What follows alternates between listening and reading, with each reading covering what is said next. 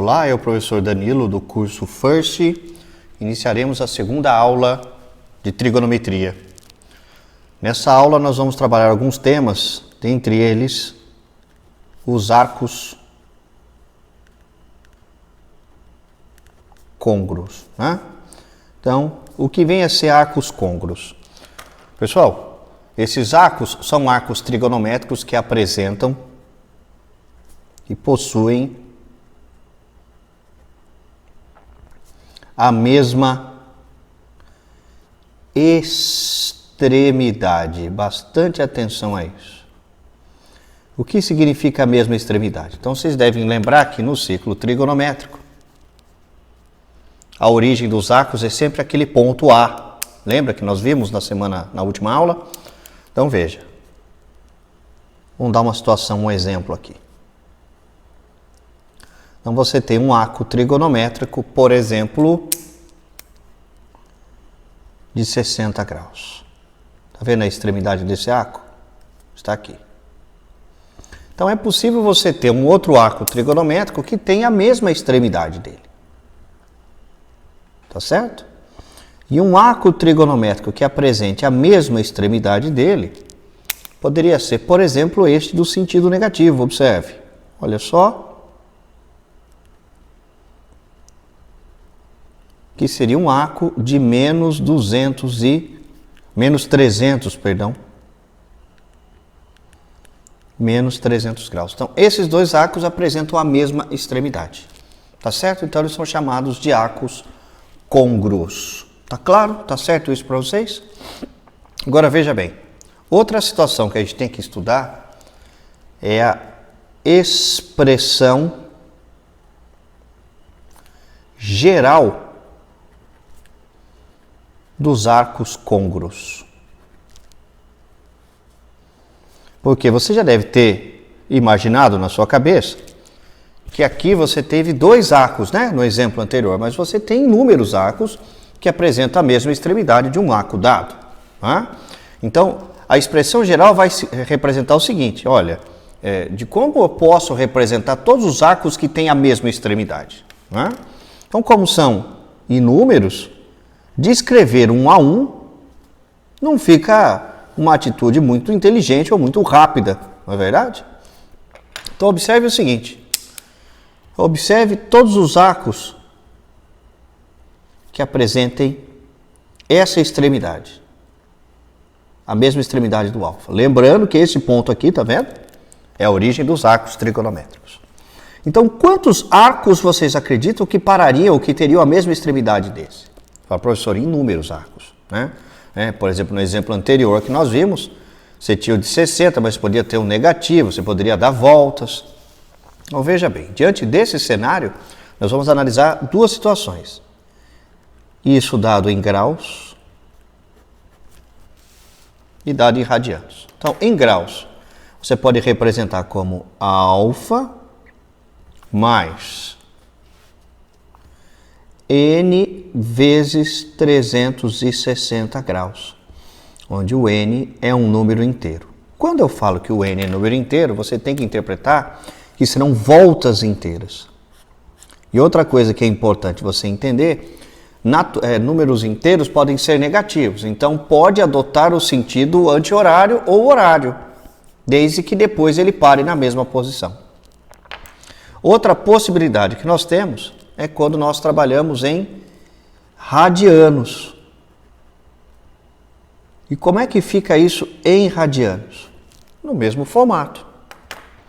Seria alfa mais, só que em vez de trabalhar agora com 360, a gente trabalha com 2π, n vezes 2π, com n pertencente aos inteiros. Outra coisa muitíssimo importante de ressaltar é que esse n vezes 2π ou n vezes 360 graus é uma expressão generalizada que indica número de voltas,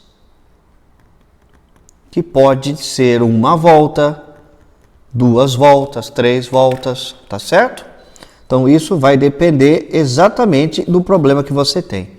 E, de fato, a expressão geral dos arcos significa que você está colocando todas as possibilidades, né? Não apenas uma. Ou seja, existem inúmeros arcos que vão ter a mesma extremidade desse arco alfa.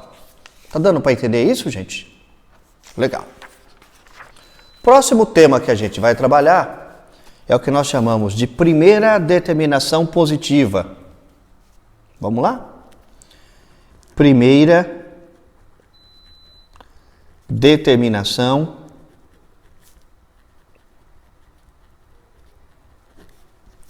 positiva. Alguns livros, ou até alguns vestibulares, em alguns momentos, não usa essa expressão, mas usa uma expressão equivalente, chamado de determinação principal. Determinação principal.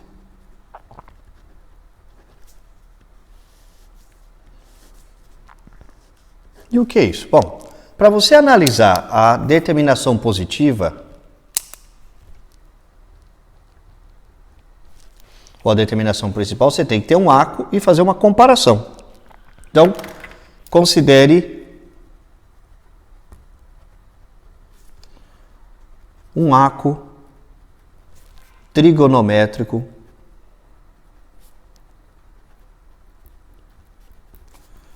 de medida alfa. Legal? Então, se for relatado que beta, dizemos que beta é a determinação, olha só, principal de alfa C. Então, olha lá, ó, é a determinação principal de alfa. Ele vai ter que atender duas coisas. Vamos lá? Primeira coisa que ele tem que atender: alfa e beta são arcos côngruos. O que significa côngruos mesmo? Tem a mesma extremidade, o que nós vimos agora há pouco. Segunda, olha só, se o beta é a determinação principal de alfa, beta é um arco da primeira volta positiva. O que significa isso, pessoal? Significa que o beta vai estar entre 0 e 360, caso esteja em graus, ou o beta estará entre 0 e 2π. Isso é fundamental. Tá certo? Então, em alguns momentos, ele vai pedir para você analisar e determinar isso. Vamos por um exemplo? Vamos supor que tenhamos um arco de 750 graus. Tá bom? Qual que é a determinação principal dele? Como que a gente vai fazer? Ou a primeira determinação positiva? Então, se você for analisar, espero que seja possível de identificar aí, 750 graus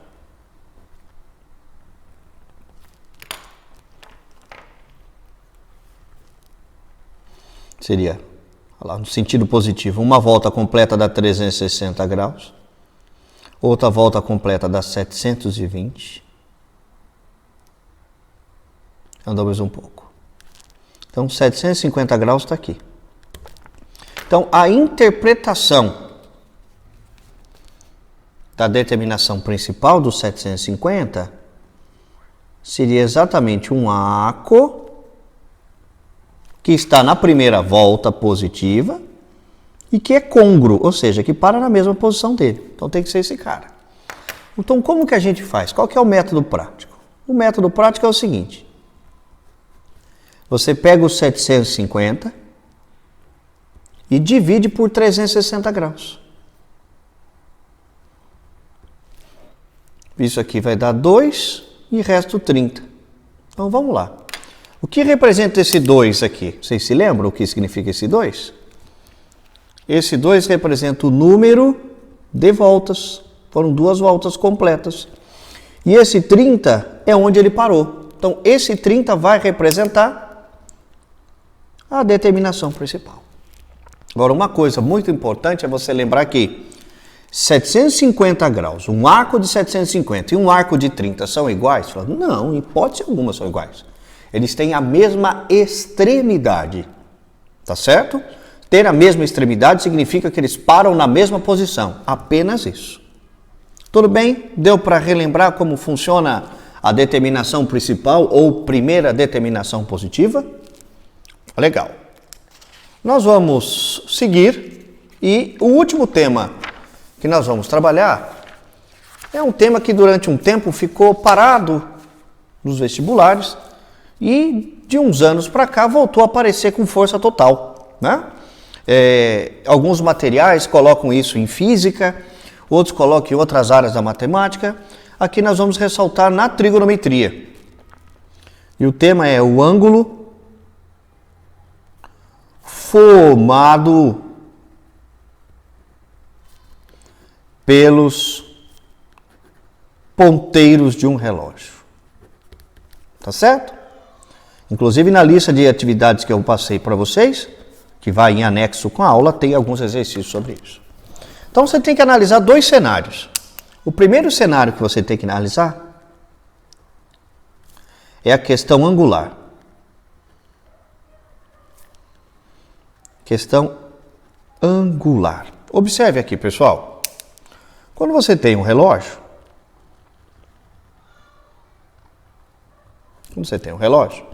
você deve ter percebido, se fosse um relógio de parede, que ele tem as divisões dele. Não é isso? Então, a primeira coisa que você vê é que são 12 arcos.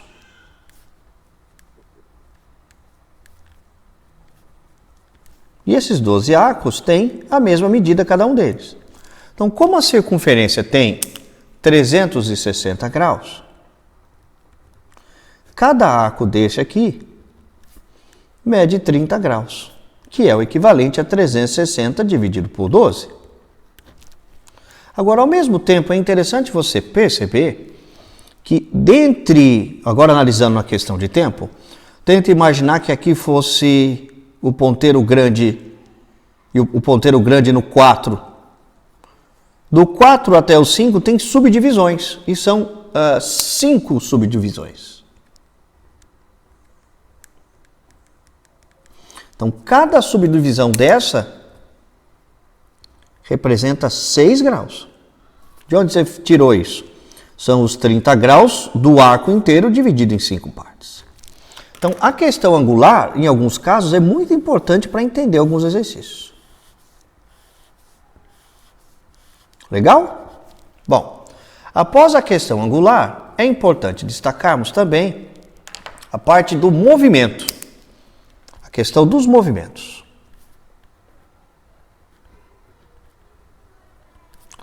Questão dos movimentos. E aí, destacaremos o ponteiro dos minutos e o ponteiro das horas. Observe. O ponteiro dos minutos, ele é mais rápido do que o ponteiro das horas. Né? Então, só para você ter uma ideia, o ponteiro dos minutos percorre, tenta imaginar ele no 12, ele vai por 1, por 2, 3, 4, 5, 6, 7, 8, 9, 10, 11 e retorna o 12 em 60 minutos. Então, o ponteiro dos minutos terá uma velocidade de 360 graus a cada 60 minutos. Ou seja, isso resulta em 6 graus por minuto. Tá certo? Já o ponteiro das horas, ele é um pouco mais lento. Então, tenta imaginar, se é 2 horas, para o ponteiro pequenininho ir para o 3, que seriam 30 graus, ele demora 60 minutos. Então, o ponteiro das horas seria teria uma velocidade de 30 graus nos mesmos 60 minutos. Ou seja, meio grau por minuto. E uma informação extremamente importante, os ponteiros se movimentam de maneira simultânea. Movimento simultâneo dos ponteiros. Nunca esqueça disso. Legal? Agora, para você resolver exercícios, tem duas maneiras. Existe uma fórmula prática que resolve qualquer tipo de problema, que é a regra prática, e tem também por regra de 3, ou por proporções, ou até por física. Tá? Eu vou ensinar no momento a regra prática, tá? Que ela resolve qualquer tipo de problema, mas você pode tentar outros modelos, se por acaso você não conseguir, você entra em contato com a gente. Então vamos lá. Então veja, você tem aqui o relógio, com as marcações.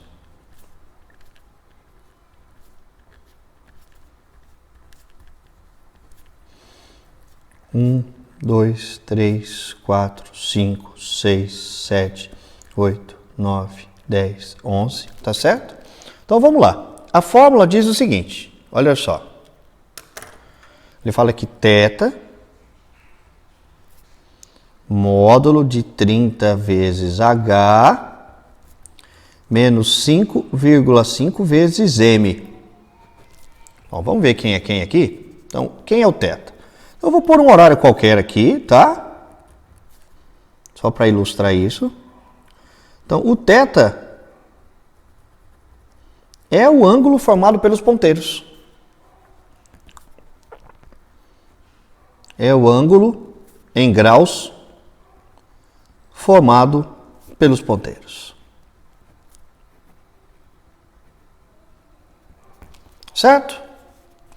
Quando você trabalha com o H é a hora na qual isso acontece. Agora, muito cuidado ao ajuste. A hora, turma, ela vai começar no 0, vai até o 2, 3, 4, 5, 6, 7, 8, 9, 10, vai até o 11. Porque ao meio-dia, o comportamento dos ponteiros ao meio-dia é o mesmo comportamento a 0 hora. Às 13 horas, que seria 1 hora da tarde, se troca por 1. Às 18 horas, você troca por 6 horas da tarde. Tá certo? E o M é o minuto na qual isso ocorre. E o minuto varia de 0 até 59. Então, essa regra prática aqui, ela é bem interessante e pode ser bem útil. Resolve bastante exercício, tá certo? E ela resolve os problemas também onde ele te dá o ângulo e pede a hora, tá certo? Uma observação importante é ponteiros se encontrarem, quando tiver ponteiros que se sobrepõem, significa sobrepõe, ponteiros que se sobrepõem, o que significa isso? Um em cima do outro, e isso implica que o θ é 0. Legal? Então é isso, pessoal. Os 3 temas que nós trabalhamos foram os ângulos formados pelos ponteiros de um relógio, os arcos côngruos, né, juntamente com a expressão geral dos arcos, e a determinação positiva, ou primeira determinação principal. Eu espero que vocês tenham bons estudos e segue junto com essa videoaula uma pequena lista de exercícios para vocês treinarem, tá bom? Fiquem ligados que logo teremos mais aulas. Essa foi a aula 2. Um grande abraço e bons estudos a todos. Obrigado.